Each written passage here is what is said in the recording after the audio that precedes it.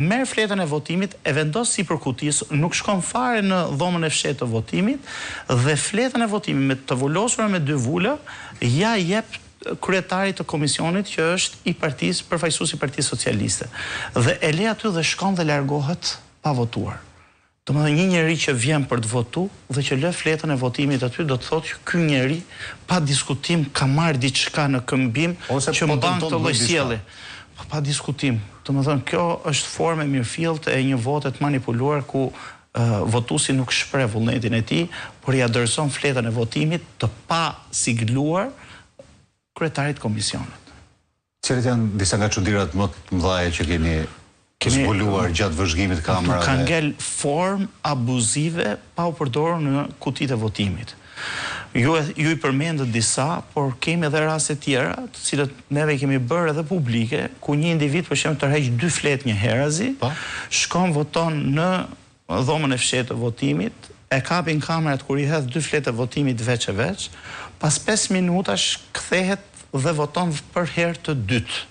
Dhe e hedh përsëri fletën e votimit në kuti. Pra 2 raste ku një person hedh 3 fletë votimi. Domethënë kjo është një nga rastet skandaloze, do të thoja, për sa i përket një situatë. Mund të kemi pjesën e trenit bullgar, ku shikohet që një fëmijë i mitur përdor vulat ende pa nisur te bar kafeja. Apo rasti edhe i Pekishit ku fletë e votimit u gjendën pikërisht në tavolinën e kryeplakut të fshatit me para me euro. Kemi rastin të nxjerrjes fletës votimit nga kutia jo një herë, po 4 raste njëra pas tjetrës ku identifikon votën se çka votuar votuesi më parshëm, për të parë dhe për të lexuar votën, dhe përsëri hidhet në kuti.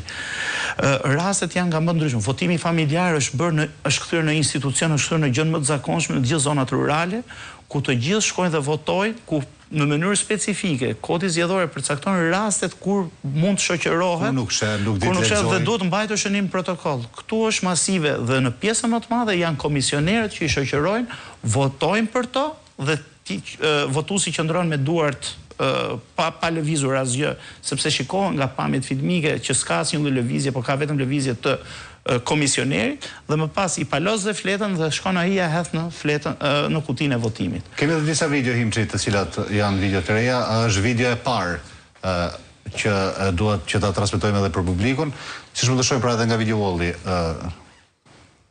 Shikojeni komisionerin i veshur me gri me kapele, shoqëron pikërisht votuesi. I dikton dhe votën, siç e shikoni. Shkon dhe komisioneri tjetër, voton ai për të, shikoni ai qëndron mbrapa, s'kryen asnjë veprim.